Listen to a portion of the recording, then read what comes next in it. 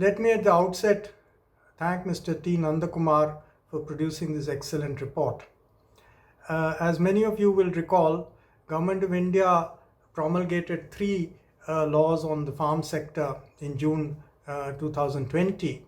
The laws excited a lot of attention and many reactions, particularly from the farming community in different parts of the country.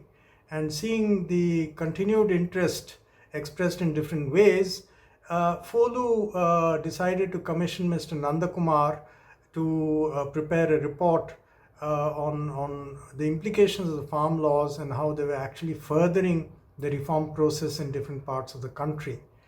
Mr. Nanda Kumar prepared his report in July 2021, and after a review process, the final draft was ready in November 2021, and FOLU decided to launch the report on 18th of November 2021 in the afternoon.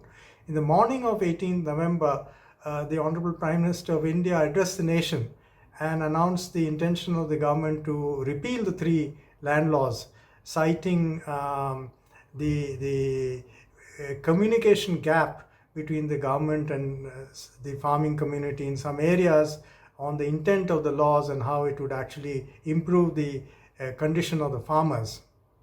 In the light of the changed situation, FOLU then commissioned Mr. Nanda Kumar to write a further report on the situation emanating from the repeal of the laws.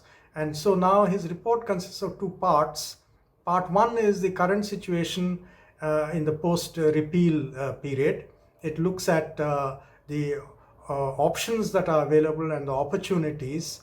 And it also looks at some of the implications of the initial promulgation of the laws themselves and the reactions that they evoked and what that implies in terms of future options. Part two of the report is the original report after the promulgation of the laws, and they throw useful light on how the reform process would have gone forward had the laws remained in place and the implications for Indian agriculture. And they provide a useful context for providing light to look at the policy options going forward.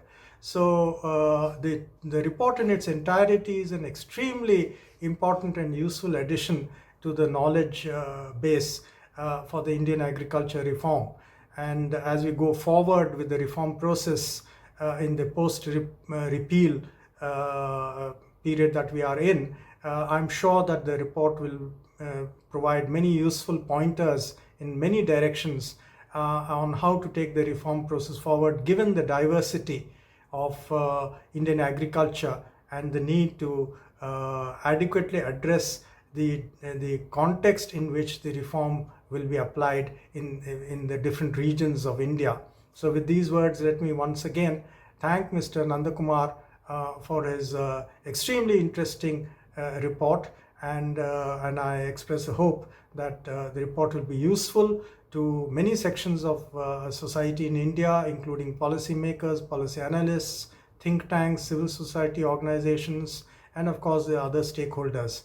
Now, FOLU India actually would like to initiate similar processes for reports in other important areas of Indian agriculture, food and nutrition, in order to examine where policy needs to be better formulated or maybe made more detailed, and we hope that these efforts will bear fruit. Thank you very much.